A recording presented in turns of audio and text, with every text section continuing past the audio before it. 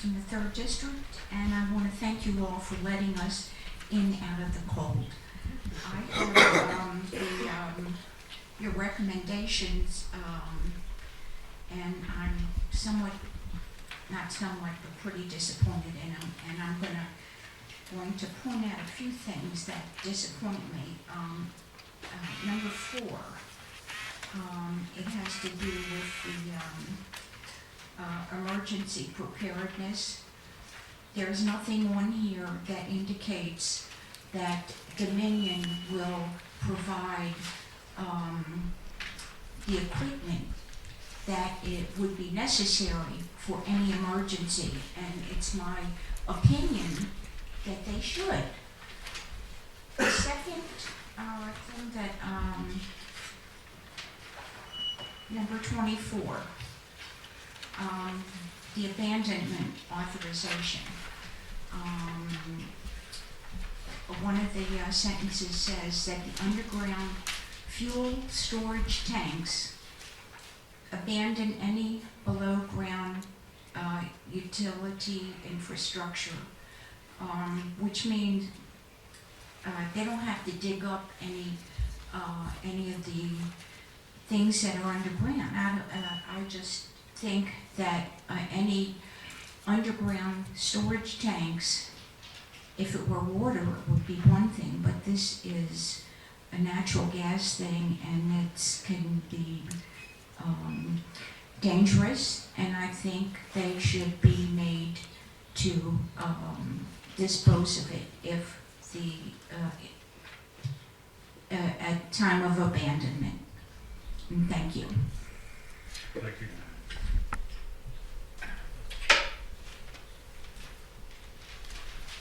Joe Abate.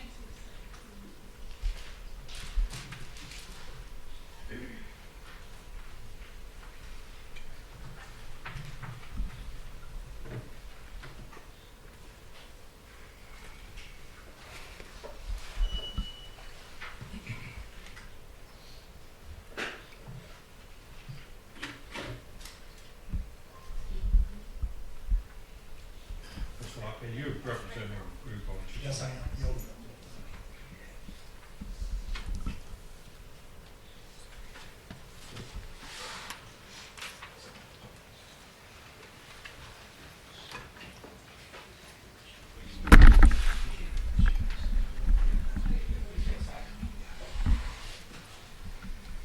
Gentlemen and ma'am, I'm in Mr. Smith's District 5 and representing Yovaville. And I'll make my comments brief. I've already said plenty, but now I want to get into the nitty-gritty of some of the impacts of applying eminent domain to this whole ACP process, including the compressor station. So we've done research.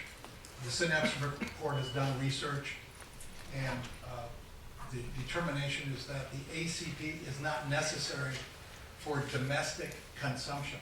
The demand is not reflected in the subscriptions that are used for the basic justification.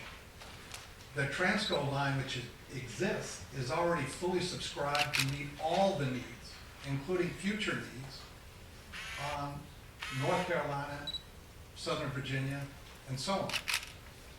The existing and new lines that have already been approved and are connecting lines meet future needs as well without the ACP or Mountain View pipeline, which are humongous projects. The existing lines are currently underutilized, and they currently provide a surplus to North Carolina and Virginia. In fact, the subscriptions are for the future 2 generating stations that are online to also be supplied by the ACP. Now, we're not upset about companies making a profit. I ran a small company as well, and God knows I wouldn't have survived without a profit. But in this case, the pipeline builders, they determine their own route, they determine their own cost, and they charge the Virginia ratepayers back on this. it was hard for me to understand this, but there is a basic formula for this. Now, they do have a guaranteed net profit on the whole project, which makes it a little easier for them to propose building these future generating stations and also build the pipeline to supply them. Having Dominion and Duke subsidiaries subscribe to the ACP evidently meets the minimal example of justification. But when your own subsidiary is approving you to supply, that's a little bit of a closed circuit. And it is not an indication of the need for domestic utility. I've already talked to you about all the fatalities, accidents that happen every year. You've taken that into account. I appreciate that. But now let's talk about eminent domain. When it's applied incorrectly, this hurts the landowners. That's you and all of us. How does it hurt landowners? Well, it impacts your farm use, your future use, your livestock. I think Carlos told me his cattle do not react well to pipelines running around and through that area and everything else. So livestock is affected, water is affected, air is affected. And if we have plans to use the land, that is now tabled if it involves running into the pipeline or the compressor station. Now all of a sudden we have to make changes in our property plans. And no matter what is said about how it doesn't affect property values, if you have a choice between having a piece of land with a pipeline on it and one without for your cattle and your farm, you'll be choosing one without. And ultimately this promotes overbuilding for profit over individual profit rights. I've already shown you the danger zone that includes the residents around Union Hill and the church. And I've already commended you on your comprehensive plan that is concerned about preserving and enhancing this character, rural character, that's threatened by this industrial installation. So the proposed compressor station special use continues to be dangerous. It impacts the county residents' property, farms, animals, environment, and many of us don't see the justification for this abuse of private property rights. Thank you. Letter that I couldn't get in time for the packet. I was just going to talk briefly about it, the chart on page 3. I believe it was at the September Planning Commission meeting. Ms. Picard showed a slide in her PowerPoint titled Emissions, something in comparison, that listed the emissions projected for the compressor station next to a column that had the numbers for Buckingham County as a whole. Looking at that, I thought, my God, this does not look bad at all. What's all the fuss about? But I kept thinking about it, and I realized, the emission sources that we have here in Buckingham are predominantly small and widely dispersed across the county. So I thought, well, how if we try to equalize the emissions so that we can really compare things, what it would look like? Well, I did some calculations which are listed in that chart that you have in front of you. Buckingham County is 584 square miles. That converts to 373,760 acres. The compressor station, the parcel is 68 acres. I assume that half of that would be the actual station, which would be where the emissions come from. I calculated per acre emissions for both columns, and C and D in the chart are the calculations for the compressor station and for Buckingham County as a whole. The numbers are kind of small, so it's hard to really visualize the relationship. So column E, I calculated basically the factor increase to go from the county emissions to the compressor station emissions. And the results are pretty staggering. For volatile organic compounds, you have to, the compressor station emits 25 times, or just under 25 times, the amount of emissions per acre that the county as a whole does. For sulfur dioxide, that number jumps up to over 2,100 times the county emissions. Now, why is that important? Well, in weather events like thermal inversions, you're going to have those emissions trapped at ground level. Okay, and those can go on for days. They're not rare in our area. And so that means that the population around the compressor station is going to be exposed to these emissions over the course of that time. Okay, I think that's an important consideration. And we all know that once the pipeline is in the ground, the compressor station is compressing, that the burden of proof to show damages is going to be an insurmountable obstacle for Buckingham residents. We cannot draw on the resources of a high-powered law firm to litigate for our compensation and our reparation.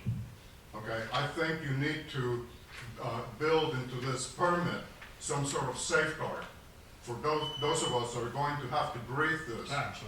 Thank you. Thank you, sir. Washington Fjord, District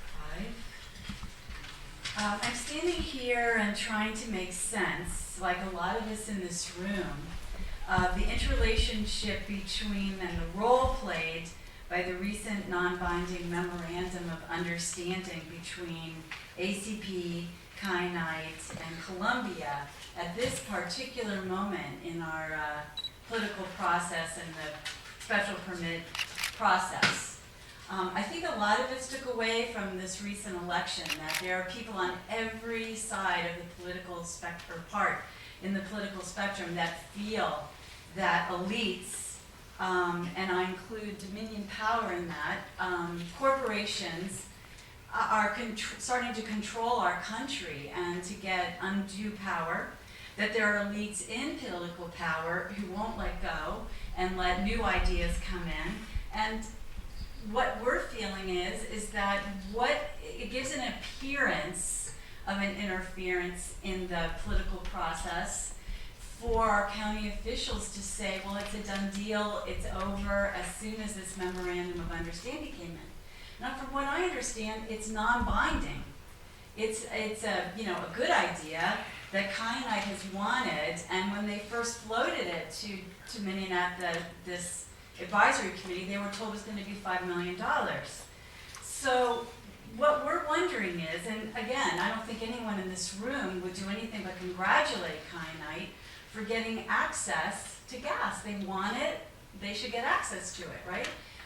But they could get it, as it says, from Columbia, which is a distribution line, and get that gas from the existing Transco line, as Jiva Bate just mentioned, and Thomas Hadwin is going to explain better, who's here as an gas energy expert. So the question becomes, why, if this is already a possibility, been a possibility for decades, the Columbia, the Transco has been in line, in the ground for decades, why is this announcement inserted right before you take a vote, and then your conditions are published, and those conditions are so light in terms of protection of other businesses, as Jiva just said, Yogaville, or farming, as Carlos just said, or I'm a grandmother raising grandchildren, or the fact that we rely on our clean air, our water, and our soil for the very reasons that we came here, whether by retirement here or why we cited the Yogaville here in 1979, which I was part of. So we know that the ACP is redundant, but that Dominion wants their own interstate transmission line to get into the lucrative world market. It's not for us that this is happening. So we ask you, as county officials, to keep completely separate this possible non-binding agreement and the very important political process and hearing and community involvement in the compressor station, which is going to severely impact. So we ask you to keep those apart. And then we want you to remember that while Dominion may not have intended to, they have cited this compressor station in a place of Union Hill where unintentionally they've created an environmental justice issue. That on all three sides, maybe 92% of landowners are African Americans, many of whom are the descendants of freedmen who've lived in this community since slavery days and then decided to stay here. Their land is now virtually worthless, and other people got huge gains that sold their land at, $37,000 an acre. Yes, I'm concerned about that, and yes, I'm upset about that, and I think all of us want everyone here to thrive. So I'm very concerned about the lack of transparency that the county is saying, administrators are saying this is a done deal, when it isn't. It hasn't been signed into a contract, and there are alternative ways already in place for Kyanite to get their gas and for there to be an industrial park that people who want to have gas can use in the county. Thank you for your attention. Good evening. My name is Joyce Gooden. I live in Fredericksburg, Virginia. I left work, drove down today. But I grew up in what is now 1779 Shelton Store Road. That is where I grew up. We have a tree farm and we have cattle. And we are in that danger zone where the proposed compressor station is. And I've been coming, but I have questions that I haven't heard addressed. I am by profession a nurse, a pediatric nurse. I am also retired military. And some of my questions, I appreciate Dominion's assurances that everything is going to be safe. But as I stand here, I do want to tell you, I bought the Samsung 7 Note, okay, which was supposed to be great, and I had to turn it back in. So those assurances, I'm just not so sure of. We keep talking about not the compressor station not being staffed in the evening, and because it's safe and the backup is in West Virginia. Well, if it's that safe, why does it need to be staffed during the day? So I think we're asking the wrong, why does it need to be staffed at all? And they can just monitor everything from West Virginia. The other thing, we were talking, last meeting, we talked about a terrorist attack and on the station. But if they're building their own cell tower and that's their communication, we don't need to attack anything else other than the cell tower, which cuts out the communication. Again, I said I'm retired military. Dominion speaker spoke of the hundreds of inspections that they do yearly at different facilities. I don't want to know about the hundreds. I want to know how many would be done on that station. They also spoke of training possibly about this time. As a nurse, I'm required to do CPR every so often. In the military, I had annual training, mandated training. I want to know what is the mandated training and what is the mandated inspections, not we do this many. So I would like more specifics. And then there was earlier, when it was addressed about cancer being in, causing, the station may cause cancer. There was a flippant remark when the speaker just said, and if you have cancer, that really hurt me because I have family and friends who've had breast cancer. And to turn to men and say, and if you have cancer, is really flippant and just really hurtful. So they need to be mindful. Thank you. Thank you.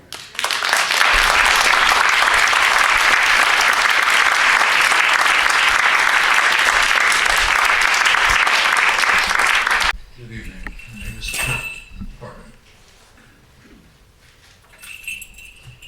Quinn Robinson. I live in Andersonville, District 4. I want to be brief about this. I oppose the pipeline, the compressor station, and I also oppose Dominion. They're too big, they're too corruptive to everything that it used to be good in this country. Too big to fail, too big to prevail. And the way that they manipulate the General Assembly is just ridiculous. It's an offense to democracy.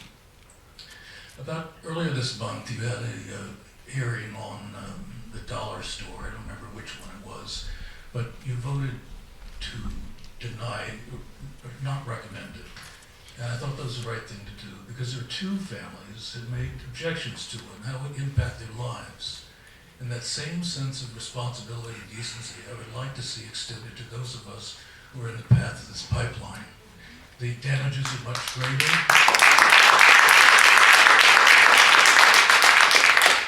And the financial and personal loss is much greater in terms of the land.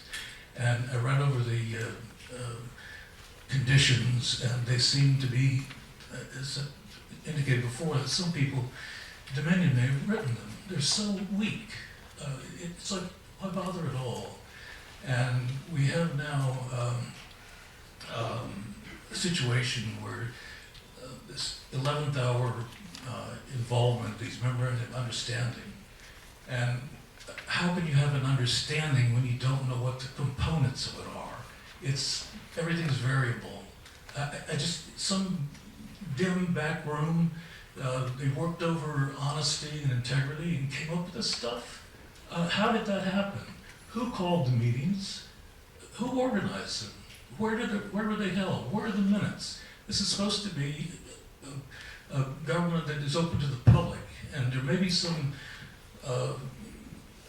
strange exception to this, but I think we deserve an answer as to who's orchestrating this.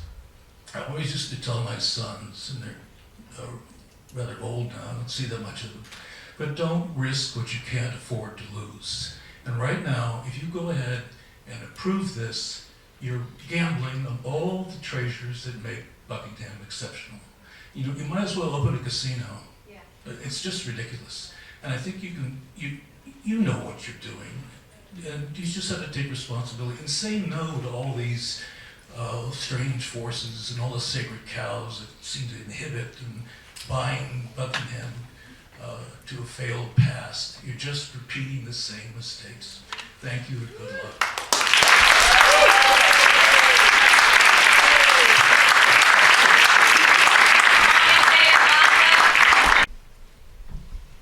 My name is Hamidaya Nanda from District Number 5. I haven't spoken here, always focused on the health and concerns for the health of our Buckingham citizens. I thank you for the updated condition list. That was an improvement from the original. I was disappointed that comprehensive health impact study was not on the list.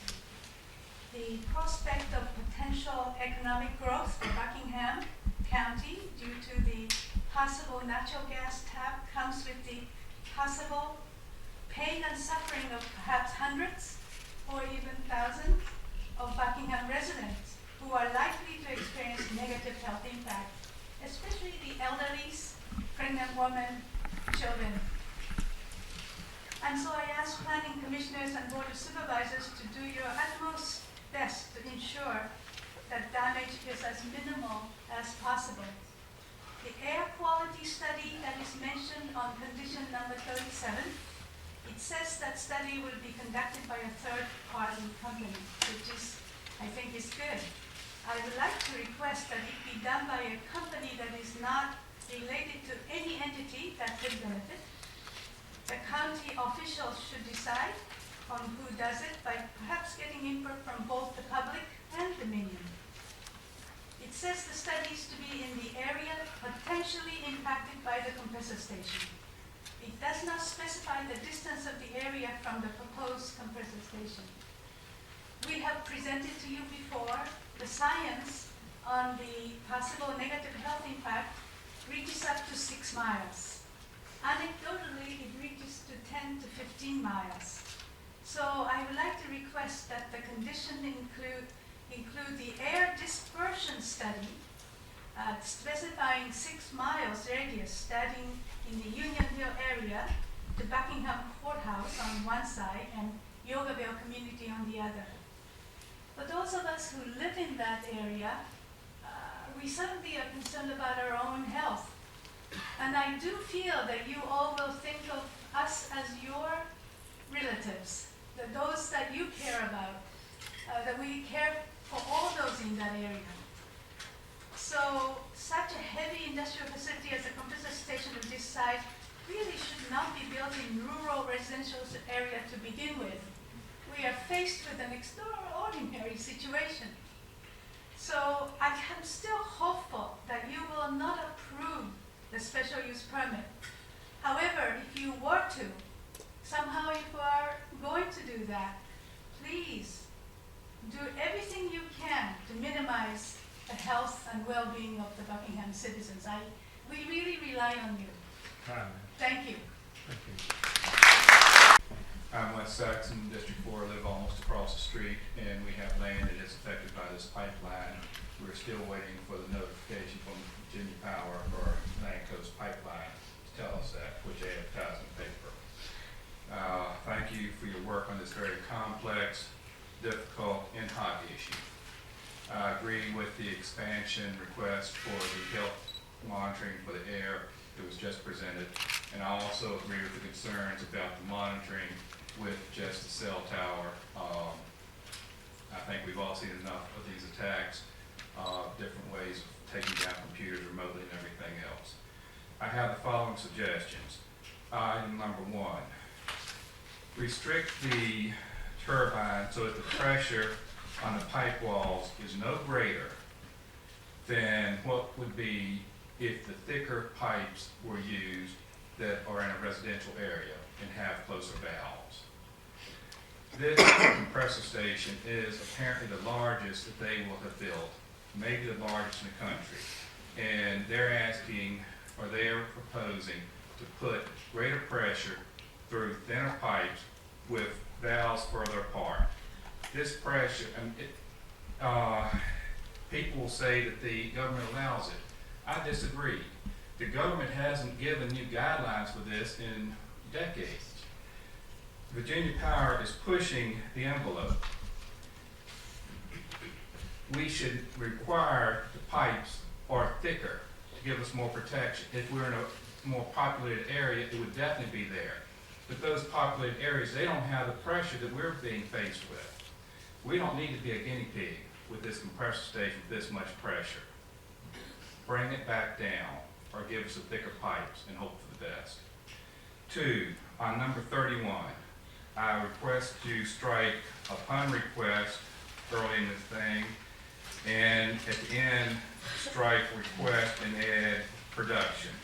We should be kept up to date with everything on this compressor station as it is the largest. Once again, on 31, strike upon request and strike request at the end and add production. We shouldn't have to be asking for this. On number 32, I would modify it by deleting for the first year of operation. It's good to have it staffed full-time initially. Let them come back if you want and ask that it not be staffed full-time after a certain period of time. Once again, this is the largest compressor station they and may be in the country. We don't need it unstaffed anytime until we know for sure. Number 4, item number 38. Modify that to 30 days. 60 days is too late, too long to wait. If something shows up that there's a health problem with the atmosphere or whatever, 30 days at least let us know, if not quicker. Waiting 60 days for a problem if there is one. If there's no problem, put it out there immediately. If there's a problem, same thing. 30, I think, is still being generous. On item number 24, please delete FERC. I don't know why that got in there, but FERC is not the quickest, and who knows who will own this pipeline once upon a time at the end. And FERC, they may not ask it to be abandoned. The company, the LLC, may fold. It may be abandoned with nobody to take responsibility. So don't wait and make FERC say it's abandoned. And that brings me to my last big concern, is the LLC status of the applicant. I don't see any language in here that holds the applicants or the people in the LLC responsible. The LLC could go out of business and we have no backups, no safeguards. I've got other concerns that there's no forestry management plan. to maintain the barrier. That 7-foot fence is low. We've got better on the prisons. The excessive time sometimes for the applicant to provide information, respond. Those are all things, but here again, I feel that the crucial, and also in looking at number 12, I'm not sure if that's not worded now that where we can't have a distribution station for propane or whatever the gas coming out of here. I may be wrong, but the way it's written, I'm not sure. But biggest concerns are the pipeline diameter, the continual staffing, the required notices from the applicant coming in a timely manner. Okay, thanks, sir. Thank you.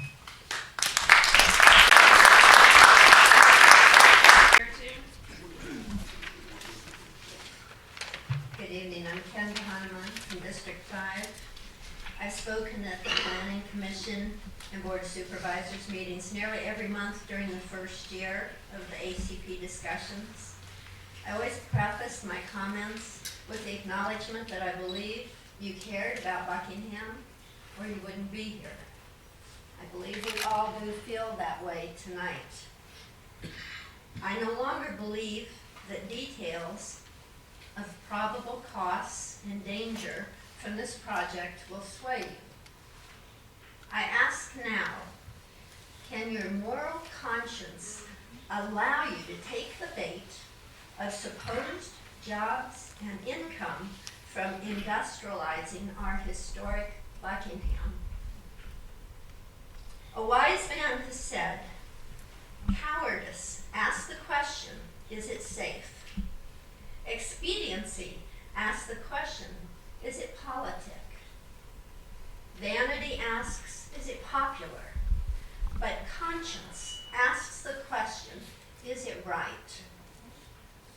And there comes a time when one must take a position that is neither safe, nor politic, nor popular, but one must take it because it is right. Whose dominion will you serve? Tom Farrell's or your creators? Thank you. I'm Heidi Diviabertu, James River District. I beg of you not to approve the SUP for the proposed compressor station, and I want to now emphasize the eminent domain issue. Our Virginia Constitution clearly states taking or damaging of private property is not for public use if the primary use is for private gain, private benefit, private enterprise. The test questions for qualification for eminent domain are, does this serve the public good? The answer for the ACP is clearly no.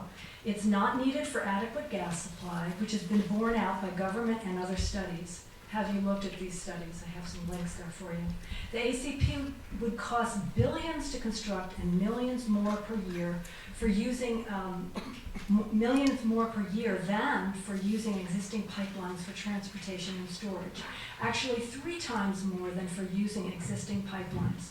The ACP would exist purely for private gain, and very clearly, the public would be carrying the pain. By granting this SUP, you contribute to and are complicit with an interstate scam that would clearly cost all of us in our dearly held constitutional property rights and economic costs for many years to come. With the rush to build new projects, we, the county and the state, will be left with stranded costs. 40+ years is needed to pay off this project, and yet it might not be profitable after a mere 10 years. We already have a Superfund site in this county. How well is that going? We already see that renewables like wind and solar, which does not enjoy corporate welfare that the oil and gas industry requires in order to function, is cheaper. More Americans now work in solar power than in the extraction of oil, gas, and coal. Renewables don't have the hidden costs of environmental health damages that the public has to bear, as these hidden costs are not factored into the cost of building this project. So we are distressed to see that you are taking the promises for a tap to kyanite, which would be served by the existing Columbia pipeline. The ACP is not needed for this deal. Meanwhile, you would be sacrificing businesses like Yogaville and many others up and down the pipeline. So your yes vote contributes to hundreds of Virginia property owners and residents who will receive no natural gas from this Dominion-termed wholesale pipeline, that are forced to accept decreased property values, have their land and lives threatened, their constitutional right to private property violated. This is corporate welfare, with existing and future energy company customers footing the bill for the ACP, while Dominion and Duke Energy take the short-term profit. Okay to give handouts to the oil and gas industry, but not to real people? I suggest that you would actually be doing Dominion a big favor by denying the SUP and heading off a booming economic disaster. So then, I'll stop there. Can you state your full name and address? Douglas David Ames, 4064 Howardville Road, 23921, right next to Mr. Cruz. I'm an old pipeline. I helped build pipelines. We never had no trouble with pipeline. I'd rather have my gas going through a pipeline on the back of a pickup truck going down the highway. I've been before the supervisor before and told them I was tired of seeing down the highway nothing but tail lights, all our young people leaving town because they never got no jobs here. These little old jobs that run grocery stores and so forth don't pay enough money to make a living with that. Don't even get 40 hours. We need to have something. This pipeline's gonna give us a start with some work with some of these people to make money. That work with their hands. I'm not worried about work, that they are okay. But people like me that have to work with their hands, like I said, I got 40 years experience with pipeline. We never had no trouble. I worked for Duke Pump and Merck. We always kept our lines going good and clean. No trouble. I'd rather see us do something for the county than to let someone else take all our money. Thank you. Thanks, sir. Good evening, I'm District 6, Chet Maxey. So I'm going to take part of my time to introduce Mr. Thomas Hadwin. Mr. Hadwin worked in electric and gas utilities in Michigan and New York.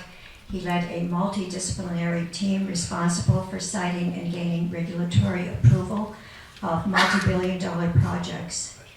The group is also responsible for ensuring that company facilities complied with state and federal environmental regulations. On October 5th of this year, Mr. Hadwin testified to the State Corporation Commission about the hundreds of millions of dollars more that utility ratepayers will pay each year to use the Atlantic Coast Pipeline compared to the cost of using the existing pipelines. He spoke with the Attorney General a few days later and met with his deputies on November 8th. Mr. Hadwin also has served as a technical entrepreneur, a national business consultant, and an educator, and he will be speaking to you tonight directly after me. I have just a few comments of my own to add. I wish to acknowledge, first of all, the time that you have spent looking at these particular impacts and the conditions. But I am disappointed, like others, that you haven't touched on many of the important considerations, leaving the protections really far too lax. I'm glad to hear that Mr. Saxon and others have encouraged you to tighten these up. It is up to localities and residents, due to the DEQ lack of quality control, to do an adequate job of looking at air emissions. For instance, they do yearly averaging, and this does not reflect what's really happening. Episodic spikes occur and cause the greatest health. Air emissions are variable and sometimes very extreme. They don't look at it in this way.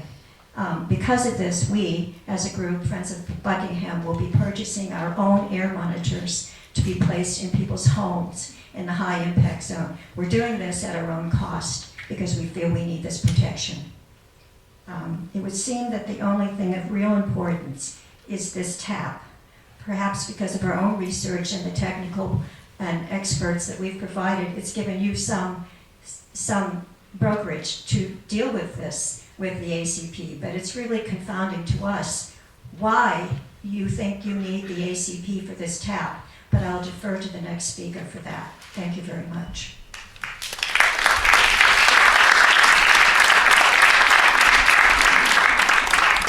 You've heard I've worked for utilities, Name, gas utilities. Or, Name. sorry, Please I am go right. Thomas Hadwin. Sorry. I worked for electric and gas utilities in other states, and I just wanted to share a little bit of that experience with you tonight. I'd suggest caution in attaching too much importance to the possibility of having natural gas service to a proposed industrial zone. If this deal is economic, it might be economic with or without the ACP, the compressor station. Could be possible to connect to the Transco corridor, and it might be done for about the same price. And if so, would provide access to a lower cost source of natural gas. But it is unusual for a local distribution company such as Columbia Gas to provide service to just one customer without a long-term guaranteed commitment of gas usage. They have no guarantee that there will be more customers in the future. You all in Buckingham could spend a good amount buying land, developing road access, water, sewage, electrical service, and still not attract any new industry. Areas with all that already in place are having difficulty attracting new industrial development. Columbia Gas would have to be assured that they would sell enough gas to pay for the $8 million price of the project plus a profit. Now, right now, both natural gas and diesel fuel are currently at their lowest recent levels. But Dominion is projecting that the price of natural gas will go up 300 to 400% in the next 10 to 15 years. So decisions that look fine now might not look so good about 10 years from now. But you'll be stuck with the consequences. My experience says you probably don't feel that you have too much to ultimately say in what happens with the ACP. Many local governments that I worked with felt a bit intimidated working with a big utility and believed that they were at the mercy of state or federal regulators. So they just tried to make the best deal they could. Despite recent developments, there is no absolute certainty that this project will be built. I've worked on projects for years, spending hundreds of millions of dollars in studies, and the projects were either denied or abandoned for various reasons. The Transco corridor that runs through your county has several times the available capacity as that proposed by the ACP. These existing pipelines have been mostly paid for by previous customers, so it costs ratepayers hundreds of millions more per year to use new pipelines. By not serving an unmet need and costing many times more, the ACP does not meet the Virginia definition for serving a public need, as you just heard. A project that is only for private gain might not qualify for the use of eminent domain. You know very well that a zoning plan is a community description of what it wants the nature of its community to be. It takes a long time to develop, and it has to consider lots of points of view.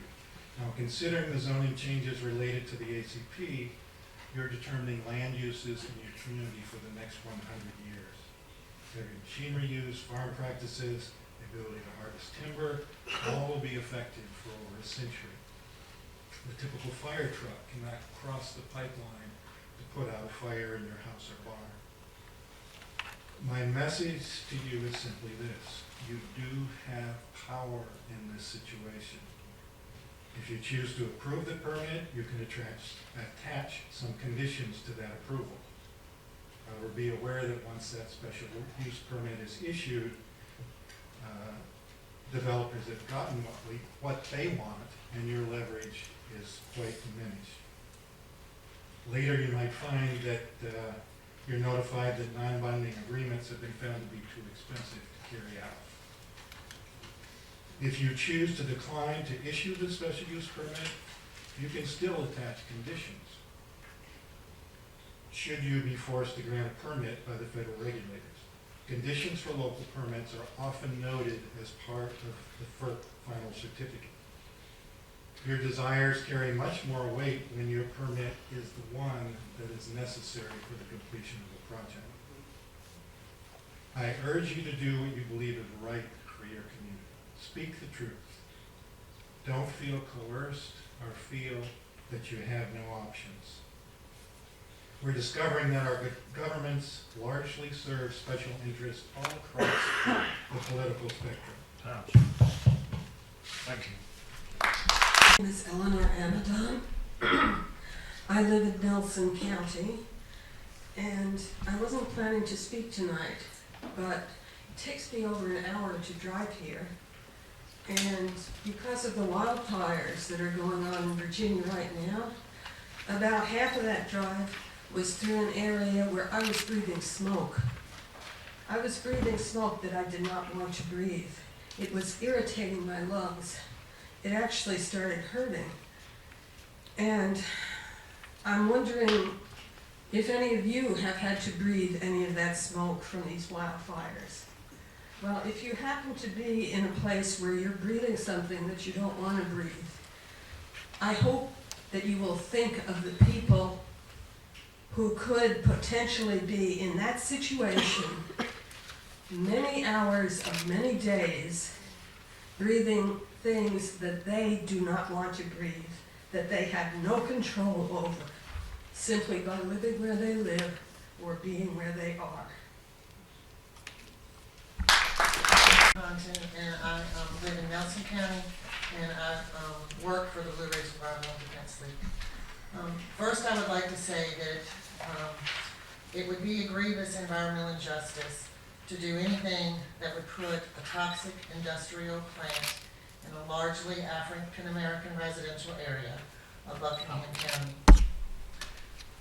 Leading a compressor station of this size could result in huge negative health consequences and well-being for the families of Union Hill and Union Grove. And the state does allow localities to attach minor conditions to special use permits, substantive conditions such as air pollution limitations are regulated by the state and mostly unenforceable by the county. Any operating condition that you would attach to the special use permit would require you in the end to take Dominion to court, which is costly.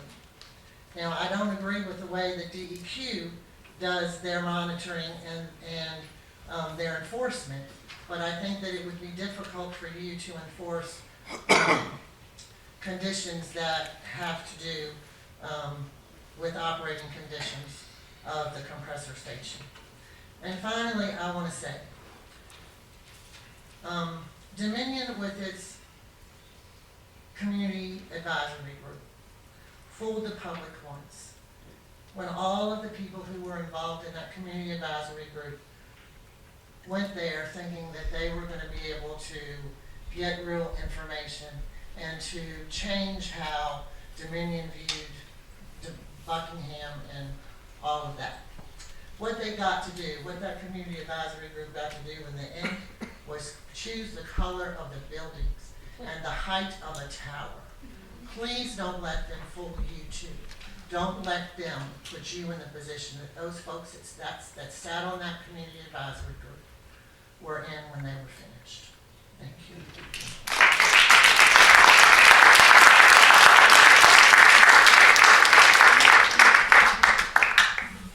My name is Lainey Sullivan. I'm a resident of Richmond, Virginia.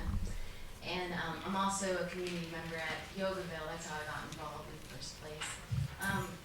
But in Richmond, I do a lot of work with the James River. I did a lot with the Bremo Bluff, coal ash, dewatering process. I was really involved helping try to protect the James River from the mixing zone and from being polluted by the coal, the contaminants from the coal ash. And I just want to share something that I learned through my process of observing everything and about the state level of the Department of Environmental Quality and the work that they do. The DEQ, from what I've observed from lots of meetings and lots of hearings about the James River, is that it's very political, and they don't always do what's most protective. Some of our community members have found that the chief of DEQ, the Department of Environmental Quality for the state of Virginia, David Paler, he's been given thousands of dollars by Dominion to go to Masters tournaments. And so there's some conflict of interest there that prevents the DEQ from permitting to what is truly protected for the citizens. And so in our situation with the James River, it took community groups protesting and taking legal action to get protective enough water quality standards for that dewatering process. And that was really stressful for us because that's our drinking water. In this situation specifically, I just want to bring attention to these entities that are supposed to protect us on a state and federal level, the EPA, the DEQ, and they're flawed as they are, but I kind of have the feeling that they're going to become less and less powerful in the next 4 years, and I just want to advise you to do everything in your power as local jurisdiction, as leaders in your community, to protect your community with the power that you have.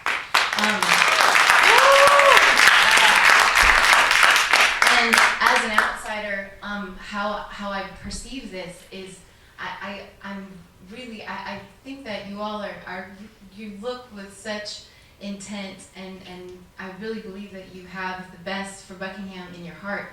And I'm so sorry that you're having to even deal with this. It's like someone is giving you such poor options and to bring you into this conversation in the first place.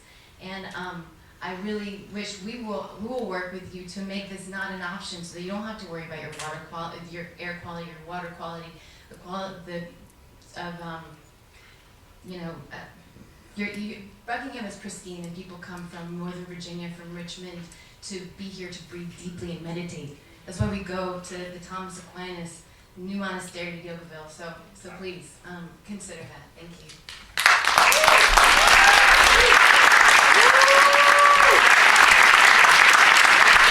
Thank you very much for this opportunity to speak to the Planning Commission. My name is Lee, L-E-E, Williams, W-I-L-L-I-A-M-S. And I live in Richmond, Virginia, but I am a property owner in Nelson County, so I still be able to speak to you tonight. You have such a wealth of talent in this room. They have given you bite-sized pieces of information, from health to property values to water to air quality. They've brought in heavy hitters from national organizations to give you the facts and the statistics in a clear, concise manner, and it's a lot of information to digest, I know. I'm a critical care nurse by trade, and I started off this process 4 years ago fighting fracking, and I always spoke about health issues, low birth weights, congenital heart diseases, that sort of thing. But now I have more flesh in the game as a property owner in Nelson County, and I'd like to talk, well, besides the health and safety concerns of the nearby communities that we all have and our surrounding environment, we also have to realize we will be culpable. If you grant this permit, the special use permit in Buckingham County, you will be culpable in the pollution of water and air in communities in West Virginia. At-risk communities that have been thrown under the bus for decades. And they need your support. We are all one human family. I don't want to get all fuzzy on you, but that's the truth. We all have to stick together against coercive monopolies that want to perpetuate their buying power in this state. That's what it's all about. They are binding billions, millions and billions of dollars in stranded assets just for their shareholders, their stakeholders. It's not for us. None of it's going to trickle down to us. What's going to trickle down to us is disease. And